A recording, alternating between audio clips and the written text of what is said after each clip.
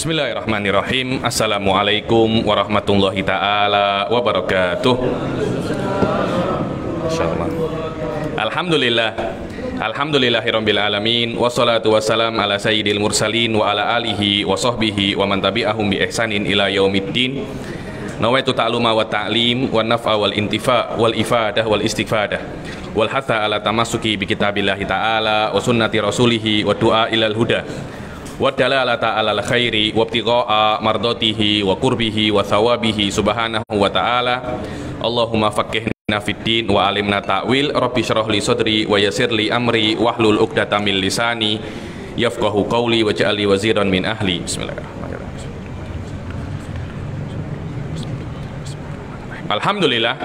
Alhamdulillah atas nikmat Allah Subhanahu wa taala kita masih bisa ditakdirkan untuk mendapatkan bulan Ramadan, dan insya Allah malam ini sudah termasuk malam pertama daripada bulan Ramadan, dan semoga Allah Subhanahu wa taala menjadikan kita orang-orang yang bisa ambil manfaat sebesar-besarnya di bulan Ramadan ini. Amin amin ya rabbal alamin. Alhamdulillah, di bulan Ramadan biasanya akan ada ibadah yang namanya ibadah puasa, yang itu adalah spesial di dalam bulan Ramadan. Kalau kita nak tengok daripada apa yang diwajibkan oleh Allah, ada yang namanya hikmah.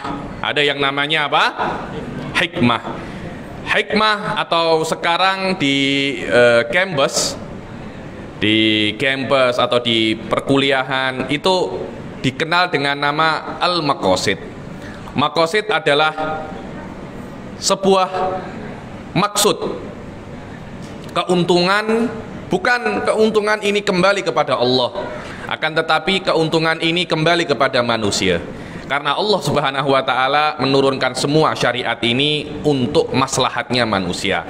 Allah menginginkan manusia ini sikit demi sikit sempurna sebagai seorang manusia, dan itu tidak mungkin kecuali para manusia melakukan apa yang diperintahkan oleh Allah dan meninggalkan apa yang dilarang oleh Allah. Semakin manusia itu melakukan perintahnya, semakin sempurna dia. Semakin manusia menjauhi larangannya, semakin sempurna dia. Dan semakin manusia meninggalkan perintah Allah dan melakukan larangannya, semakin turun derajat dia, semakin teruk derajat dia sebagai manusia. Jika sudah terlampau teruk, dikatakan oleh Allah, balhum inhum illa kal an'ami balhum adall. Mereka itu kecuali seperti hewan ternak saja, bahkan mereka itu lebih teruk lagi.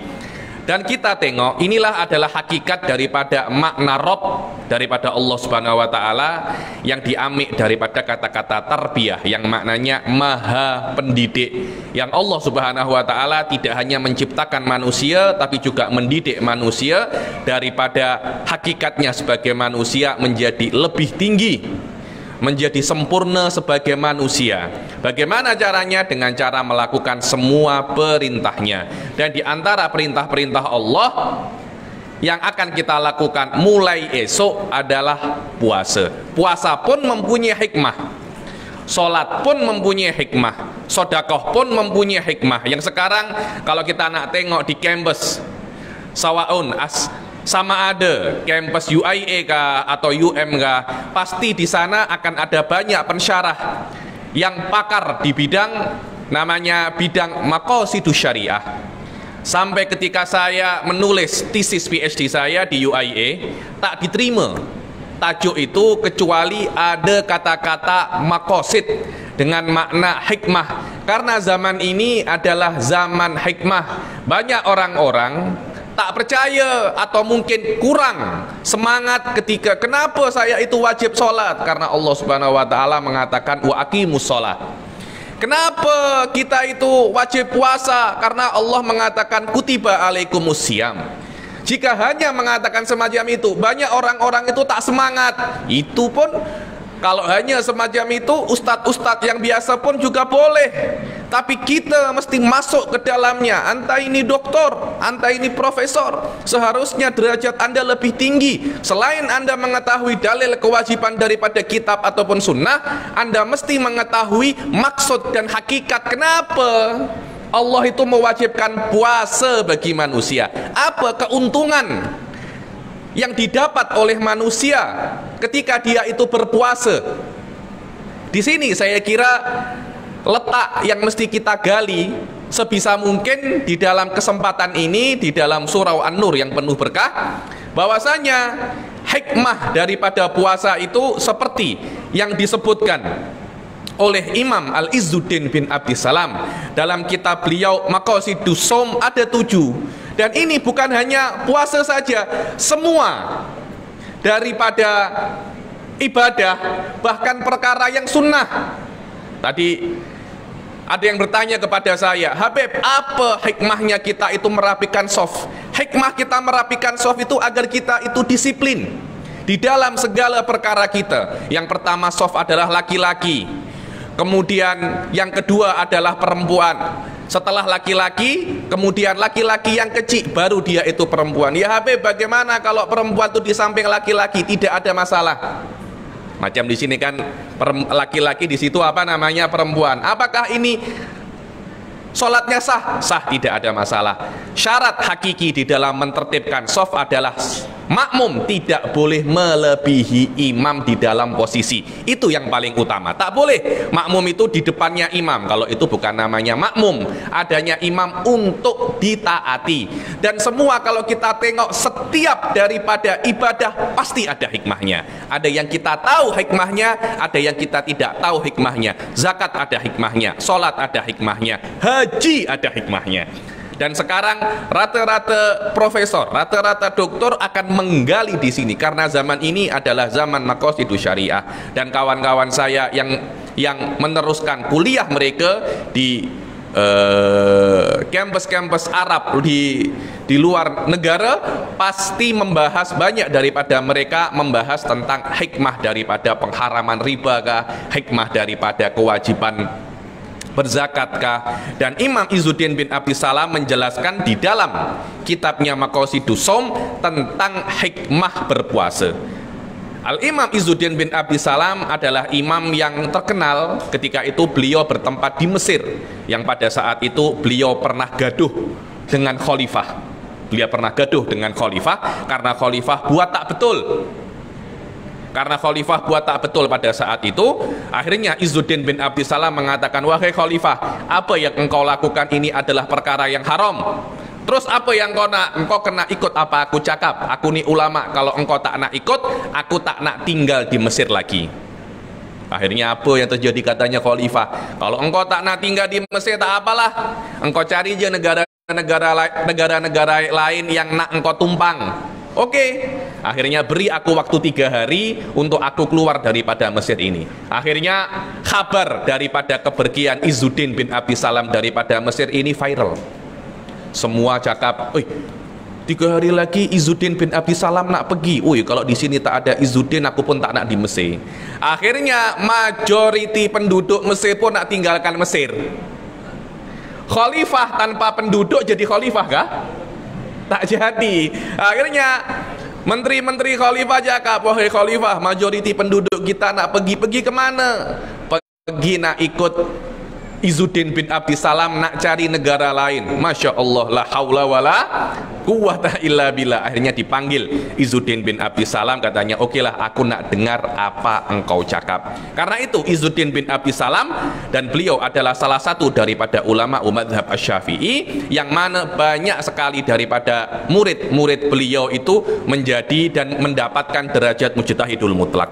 Di dalam kitabnya beliau yang sangat famous, yang sering dibaca oleh ulama-ulama pada saat bulan Ramadan, bahwasanya hikmah daripada puasa itu ada 7. Ada apa namanya? Ada 7. Setelah beliau menjelaskan hakikat kewajiban, bagaimana, tahu dari mana Allah itu mewajibkan kita itu berpuasa. Allah Subhanahu wa taala mewajibkan umat manusia berpuasa, umat muslim berpuasa, biqaulihi ta'ala, ya ayyuhalladzina amanu kutiba alaikumusyamu kama kutiba alal ladzina min qablikum la'allakum tattaqun. Wahai orang-orang yang beriman, Ini bukan hanya orang-orang yang sudah beriman, yang nak beriman pun, orang-orang yang nak beriman tapi masih belum beriman wajib berpuasa, dengan makna kalau kalian tidak berpuasa, wahai orang-orang yang tak muslim, dan kalian tidak bertaubat daripada keimanan anta beriman kepada selain Allah, nanti pada hari kiamat selain kalian akan diadab dengan adab kekufuran, kalian pun akan diadab karena meninggalkan puasa. Orang-orang yang tak beriman dan meninggal atas bukan Islam, selain diadab karena mereka kafir, mereka juga akan diadab karena meninggalkan perintah-perintah Allah. Ketika mereka itu masuk neraka sakor, malaikat-malaikat itu akan tanya, orang-orang, masalakakum fi sakor, apa yang buat kamu itu masuk neraka sakor? Qalu lam naku minal musallin, kami tak sholat. Walam naku nut'imul miskin, wa kunna nakhudu ma'al khaidin, kami tak sholat, kami tak memberi makan orang-orang miskin, dan kami dulu sering menggibah, padahal mereka boleh saja mengatakan kami tak beriman. Tak, akan tetapi adab meninggalkan sholat, adab meninggalkan puasa yang ditinggalkan oleh orang-orang yang tak beriman akan menjadi nilai tambah bagi adab mereka di neraka kelak, karena setiap derajat panas Allah Subhanahu wa ta'ala mempunyai adab yang lebih panas daripada itu.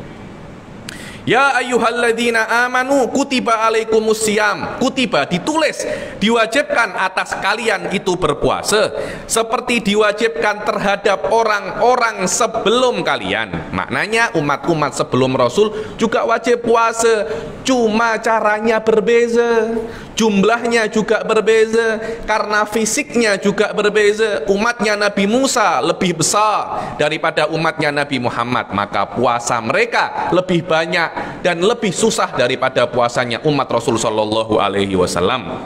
La'allakum tattaqun, semoga kalian, kata-kata semoga jika dikatakan oleh Allah dan Rasulnya bukan maknanya semoga tapi pasti. Kalau kita cakap semoga nanti aku dapat uang raya, tadi kan pengurusi cakap insya Allah budak-budak nanti yang mendapat uang raya, itu insya Allah confirm, tapi tak sekonfirm Allah. Allah cakap la'allakum, confirm kalian akan tattaqun, kata-kata tattaqun bertakwa. Kenapa bertakwa? Kata-kata takwa maknanya adalah melindungi diri. Oleh Izzuddin bin Abdissalam dikatakan tattaqun, kalian terlindung dari api neraka. Dari api neraka. Kenapa terlindung dari api neraka? Karena puasa akan menjadikan dosa itu terampuni, dan dosa adalah sebab adi, sebab adat, sebab syar'i untuk menjadikan orang masuk neraka. Ini adalah dalil daripada kewajiban puasa yang diwajibkan oleh Allah kepada manusia selama mereka itu berada di dunia. Kemudian di fasal selanjutnya Izzuddin bin Abdissalam mengatakan hikmah daripada puasa ada 7. Ada berapa? Ada 7. Ada 7 hikmah secara ukhrawi dan juga hikmah secara duniawi. Kenapa? Karena ketika kita itu berpuasa, ketika kita melakukan perkara-perkara yang ada pahalanya, perkara-perkara yang taat, pahala tak hanya setakat ditulis di kitab amal perbuatan kita. Banyak orang-orang zaman sekarang salah paham terhadap konsep pahala, salah paham terhadap konsep dosa. Dikira pahala dan dosa itu hanya setakat ditulis di buku amal kebaikan yang nanti pada hari kiamat akan diberi kepada orang-orang yang kitab amal kebaikannya itu baik, diberikan dengan tangan kanannya. Fa amma man utiya kitabahu biyaminihi fasaufa yuhasabu hisaban yasira. Dan barang siapa yang diberikan kitab daripada tangan kanannya, dia akan dihisap dengan hisap yang mudah. Nanti ada yang diambil dengan tangan kirinya, juga ada yang diambil daripada wara'a dhuhrih, ada yang diambil daripada belakangnya macam ini. Kenapa? Karena malaikat tak nak tengok mukanya. Ketika dilihat bukunya, semuanya teruk, tak pernah sholat, tak pernah zakat, tak pernah bersedekah, tak pernah berzakat. Karena malaikat tengok ini memang buku-buku orang jahat, buku orang-orang yang tak beriman kepada Allah, diberikan dan malaikat tak nak tengok mukanya. Tak hanya setakat semacam itu dosa dan pahala, konsep dosa dan pahala seperti apa yang diajarkan oleh ahli sunnah wal jamaah, konsep dosa dan pahala akan menjadi bagian daripada manusia itu sendiri. Ketika kita sholat, pahala kita akan melekat di dalam tubuh kita. Ketika kita berzakat, pahala kita akan melekat di dalam tubuh kita. Ketika kita berbuat dosa, dosa kita akan melekat di dalam tubuh kita. Semakin banyak pahala yang melekat di dalam tubuh kita, semakin baik akhlak kita.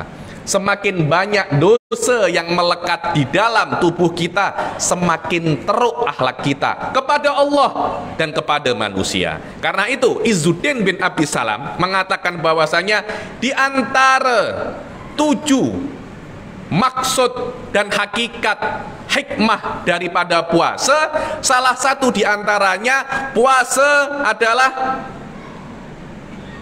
takfirus sodakot. Ada 7. Yang pertama adalah raf'ud darajat, takfirul khotiat, kasyrus syahawat, takfirus sodakot, taufirut ta'at, wa syukru alimil khafiyat, wal inzijar an khawatiril ma'asi wal mukhalafat. Ada 7 daripada maksud daripada berpuasa. Yang pertama adalah raf'ud darajat.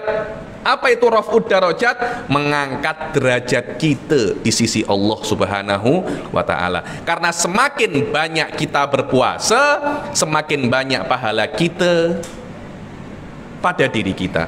Semakin banyak pahala kita, semakin tinggi derajat kita di sisi Allah Subhanahu wa ta'ala. Begitu pula hikmah yang kedua daripada berpuasa adalah takfirul khotiat, adalah menghapus dosa. Bila-bila ada orang itu pahalanya banyak, pahala banyak boleh, dosa juga banyak.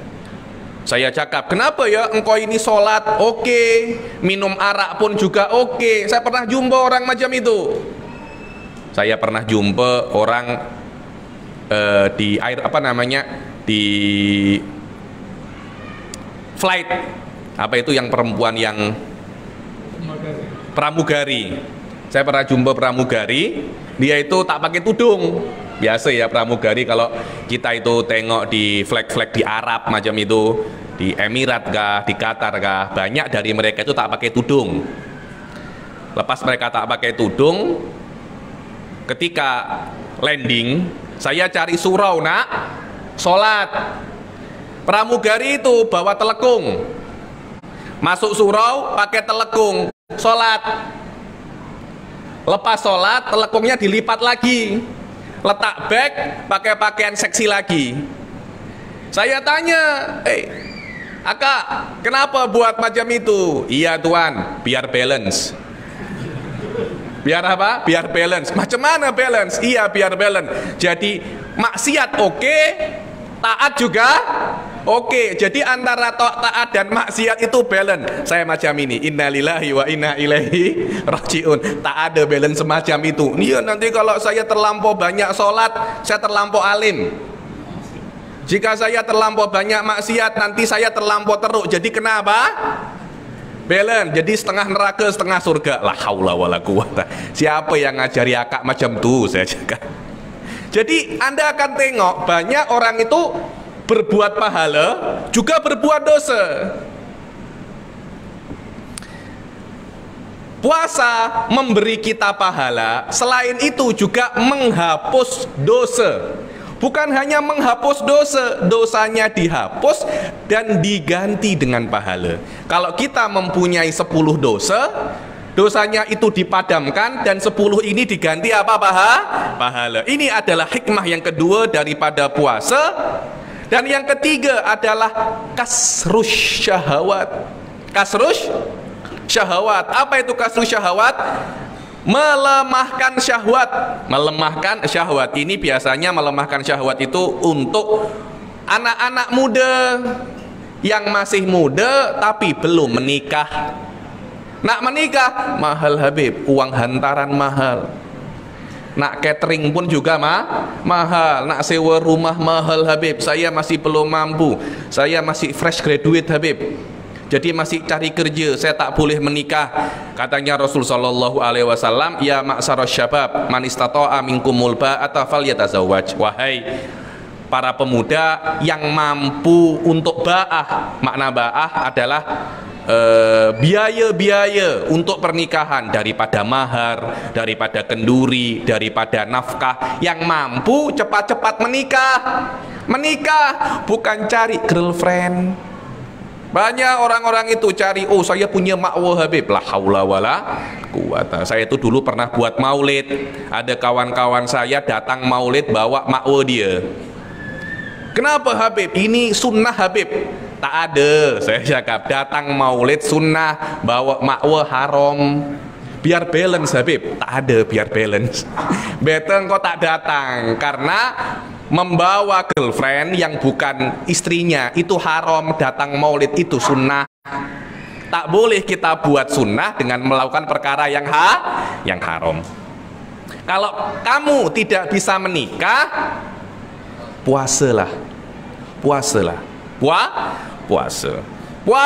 macam mana Habib? Kalau boleh puasa Senin Kemis. Masih kurang Habib. Kalau masih kurang, tambah lagi setelah Senin Kemis puasa hari putih dan puasa hari hitam. Puasa hari putih itu 13, 14, 15. Daripada setiap bulan Hijriah. Puasa hari hitam 28, 29, 30. Masih kurang Habib. Kalau masih kurang, puasa Daud. Bagaimana tuh puasa Daud? 1 hari puasa, 1 hari apa? Berbuka. Insya Allah syahwat akan semakin apa? Turun. Dan juga jangan terlampau tengok perempuan-perempuan yang seksi di handphone, atau membayangkan perkara-perkara yang tak elok. Jelas syahwat akan naik. Itu adalah cara untuk menurunkan syahwat, dan haram hukumnya mematikan syahwat. Dulu itu di Hadramut ada sebuah macam tumbuh-tumbuhan namanya kafur.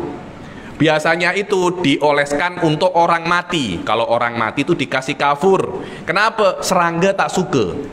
Jadi kalau dioleskan kafur kemudian ditanam, nanti itu serangga akan masuk lama sikit. Kafur itu untuk dioleskan untuk orang mati, untuk dimandikan. Biasanya orang-orang itu minum kafur untuk orang hidup. Saya cakap, ini kalau diminum orang hidup macam mana? Dia boleh mati. Mati apanya? Mati syahwatnya. Nanti menjadi mati pucuk. Jadi saya nak makan kafur untuk mati pucuk agar syahwat saya tidak tinggi. Tak boleh. Itu haram. Wa taktsirus shadaqat, yang keempat adalah memperbanyak sedekah. Pertama saya membaca ibarat ini, saya merasa pelik. Apa ya hubungan puasa dan memperbanyak sedekah?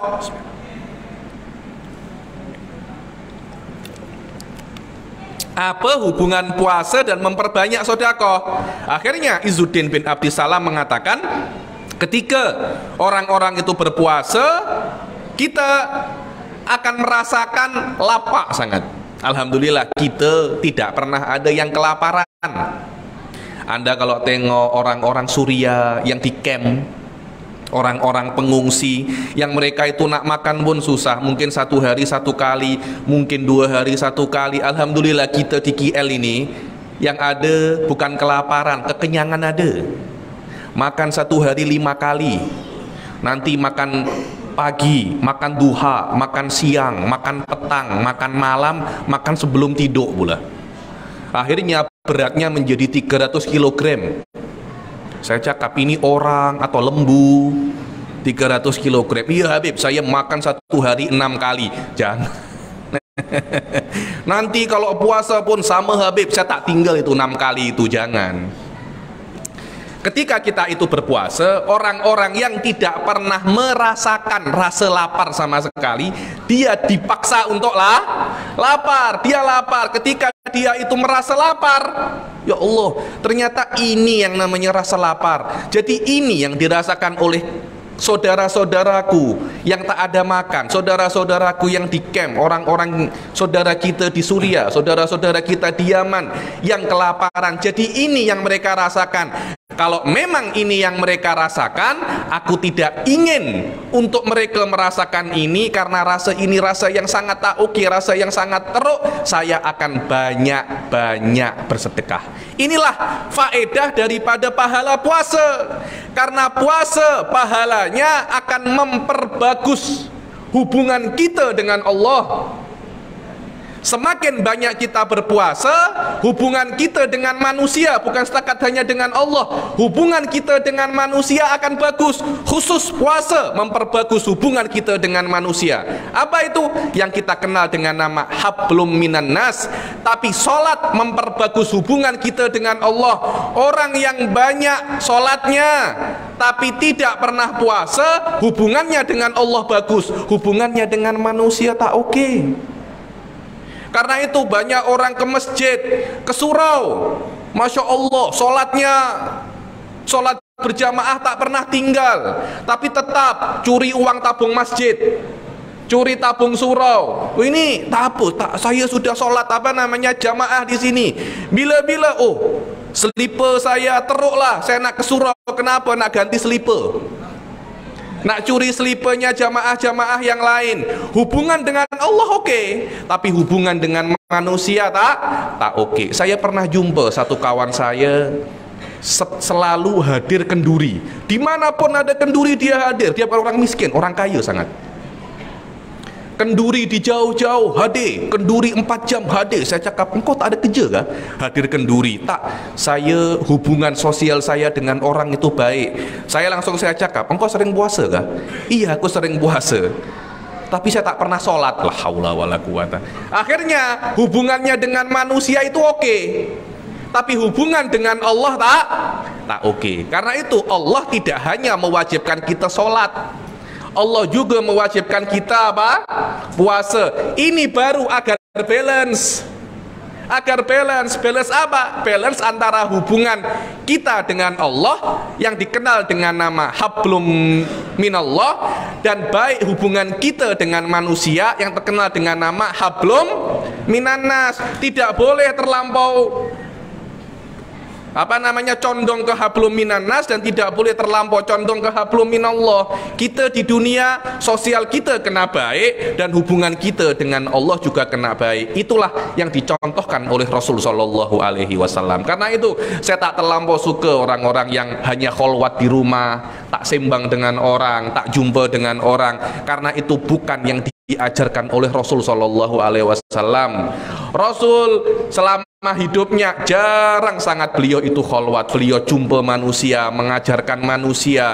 Bayangkan kalau Rasul itu tak nak jumpa orang nak tanya Rasul mana kholwat, tak nak jumpa orang, niscaya mungkin kita tak akan sampai Islam kepada kita. Karena itu orang mukmin yang kuat bukan orang mukmin yang pergi ke gym. Orang mukmin yang kuat adalah orang yang sabar terhadap gangguan daripada manusia. Jiron kita akan menyakiti kita, murid kita akan menyakiti kita, orang-orang kenalan kita akan menyakiti kita. Itu biasa. Kita kena sabar dengan itu dan tetap berdakwah, tetap menyebarkan kebenaran. Dan yang terakhir daripada hikmah, karena waktunya sudah malam, taufirut taat, memperbanyak ketaatan. Memperbanyak apa? Ketaatan. Kenapa? Karena kalau kita berpuasa, kita akan lapar. Dan kalau kita itu lapar, tubuh kita akan lebih mudah untuk taat daripada kita itu kenyang. Kalau kita itu kenyang, biasanya akan mengantuk. Atau kalau kita tak mengantuk, pasti yang namanya otak itu akan berpikir ke perkara-perkara yang maksiat. Terutama budak muda yang belum menikah dan uangnya banyak.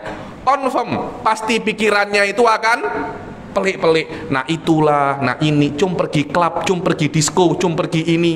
Kenapa? Saya masih muda lagi, saya masih belum ada gout, belum ada darah tinggi, belum ada diabetes. Semuanya dia akan buat. Nanti kalau dah tua nak bertobat lah. Iya kalau sampai tua, kalau tak macam mana. Inilah sedikit daripada hikmah-hikmah berpuasa. Masih ada beberapa hikmah lagi, akan tetapi karena waktu sudah malam, insya Allah bila-bila akan saya teruskan daripada hikmah berpuasa ini. Semoga Ramadan yang akan datang esok ini menjadi Ramadan yang penuh berkah untuk kita, menjadi syahidun lana la alaina yaumal qiyamah. Semoga puasa ini puasa yang diterima, puasa yang makbulah, dan kita dijadikan orang-orang yang mendapatkan malam Lailatul Qadar ya Allah. Dan semoga di dalam surah An-Nur ini tetap meriah di bulan Ramadan, tetap meriah ceramah-ceramah agama, dan semoga surah An-Nur dan para jemaahnya tetap diberkahi sampai hari kiamat.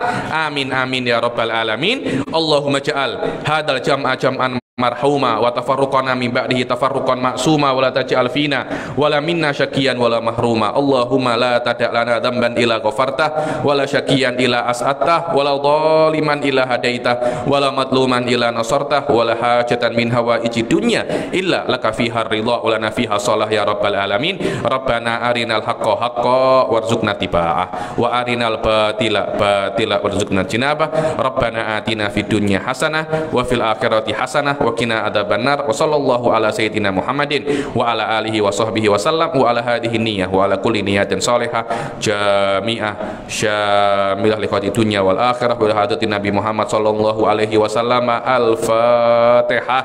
A'udzubillahi minasyaitonir rajim. Bismillahirrahmanirrahim. Alhamdulillah Ar-Rahmanir-Rahim Maliki yaumiddin. Iyyaka na'budu wa iyyaka nasta'in. Ihdinas siratal mustaqim siratal ladzina an'amta 'alaihim ghairil maghdubi 'alaihim waladdallin. Amin.